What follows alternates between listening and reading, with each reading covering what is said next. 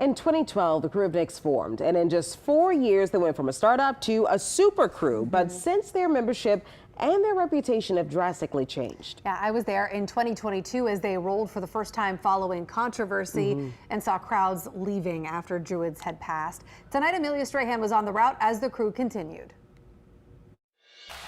The Krewe of Druids rolled through Uptown and their floats were packed full of riders. Then the Krewe of Nyx rolled through with a much lighter load. People lined the streets of Uptown ready for another night of parades. I'm just excited about the parades and marching bands. It's nice to see them all lining up. But as the Krewe of Nyx rolled down Magazine, some people started to roll out. Many of them telling us off camera that they couldn't support the Krewe of Nyx. The infamous crew has been rejected by many. Pete's Irish Channel posted on their Instagram referring to the crew as that other parade. And Courtyard Brewery invited people to their annual Skip Nyx party. It comes after the all-female crew faced backlash in 2020.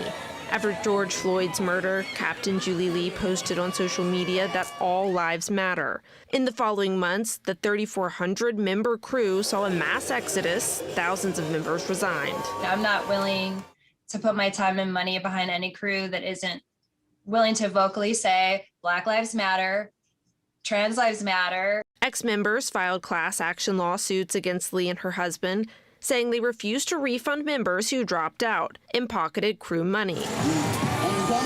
From 82 floats in 2020 to just 16 this year, the crew barely met its bare minimum at roughly 250 members. Some floats had just about a dozen or so riders. But the crew continues to roll and, according to them, rebuild. I think it's just a great crew, and I think that we're rebuilding, and I think if you want to build a sisterhood, we're the crew to build it with. The Krewe of Babylon, Chaos, and Muses will roll in Uptown on Thursday. Reporting in Uptown, Amelia Strahan, WWL Louisiana. The decline in Nyx's numbers have led some to ask, what is the lowest membership where a crew would still be given a parade permit?